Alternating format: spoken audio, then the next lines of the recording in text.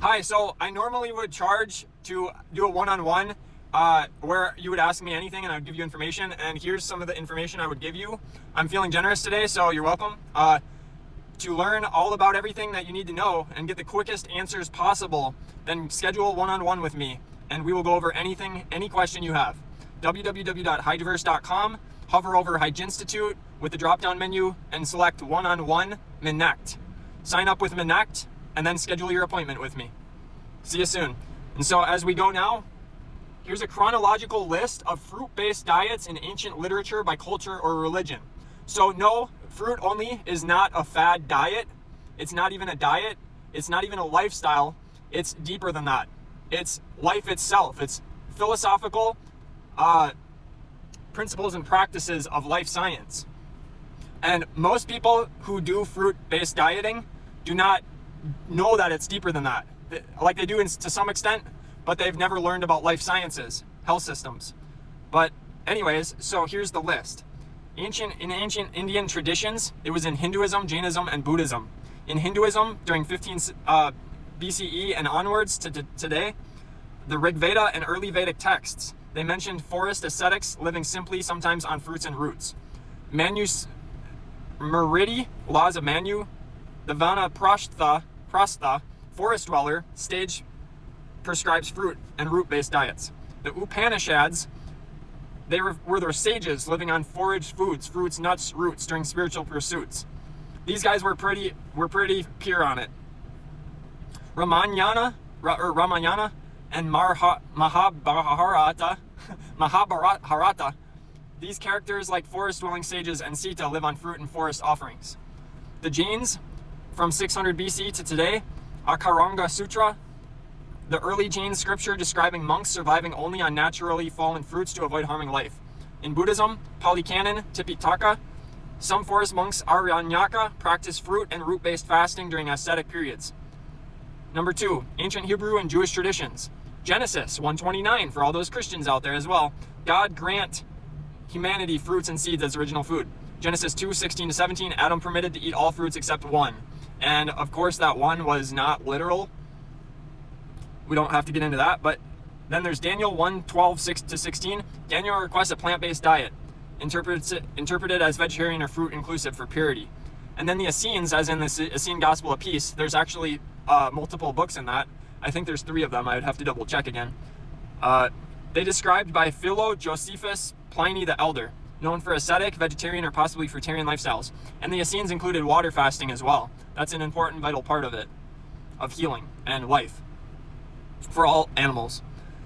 So 3, the ancient Greek and Roman traditions. Pythagoreanism, Iamblichus, Life of Pythagoras, is I think that's a literature piece, or Iamblichus describes Pythagoras' life. Describes fruit, nut, and grain-based diets for moral purity.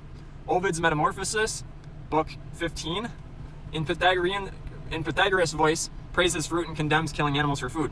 Then there's Stoicism, for all those masculine-oriented men out there who are so devoted to Stoicism, and also Cynicism or Epicureanism. Diogenes of Sinope, known for living on raw, natural food like fruits among them. Epicurus advocated simple pleasures including bread, water, and fruit.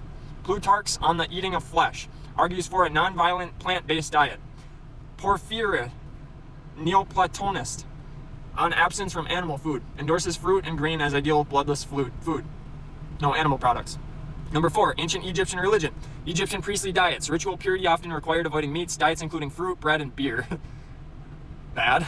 Specific purification periods emphasize fruit and simple plant foods.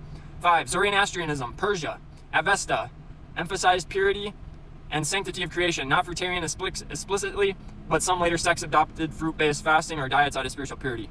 6, early Christianity. Gospel of Ebionites. Jewish Christian sect follow vegetarian, possibly fruitarian teachings attributed to Jesus. Desert Fathers. Early Christian ascetics like St. Anthony the Great lived on dates, figs, and bread. Monastic traditions. Some monks practice seasonal fruit-only fasts. And let's obviously, we don't have to talk about it, but fasting was deeply involved in the Bible. Water fasting, that's how the miracles happen, people.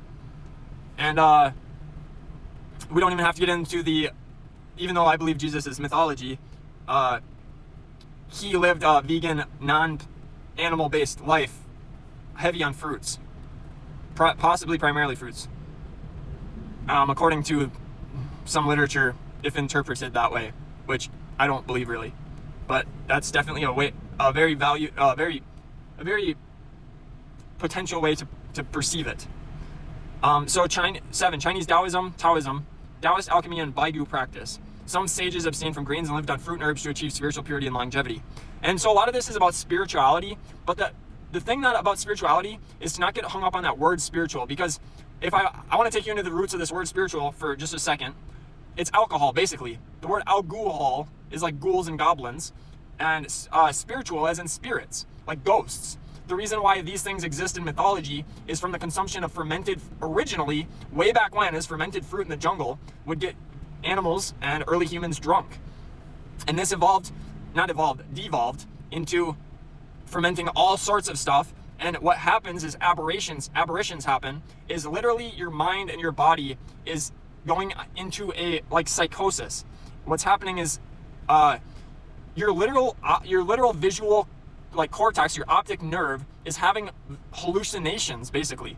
And what happens is you're literally having what do you call it, there's those books with the visual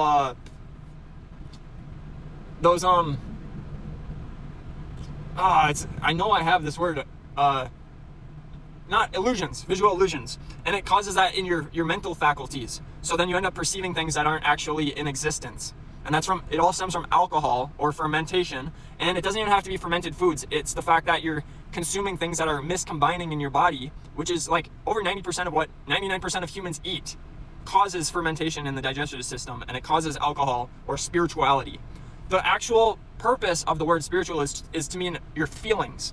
To feel joy is to be spiritual.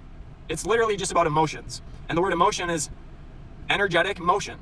It's about vitality. It's about having your life. See, this is where I could go into one-on-one coaching with you, is I have the deepest bag of knowledge, almost, I could say possibly on anyone on earth. The most important knowledge, that's the important part, is because you could go to AI and talk to AI all day you want, but they ain't gonna give you the most vital information because it doesn't have it. Because a lot of this information is either not available online yet, or banned, or not translated yet into English, or into other languages, or it's just behind paywalls, or very scarce as well. A lot of it's in physical format. All right, aside from that major detour, number 8, Mandaeism, Gnostic sect in Mesopotamia. Ginza Rabba discusses purification and possibly plant-based diets, including fruits, for spiritual cleanliness. Number 9, pre-Columbian Mesoamerican religions. Aztec and Maya priestly fasts. Used fruit-based diets, papaya, cacao, avocado, in ritual fasts and purification ceremonies, though not fruitarianism per se. All right, so there you have it. I'm sure you got immense value from this, so please like, share, subscribe, comment, and again, one-on-one sessions.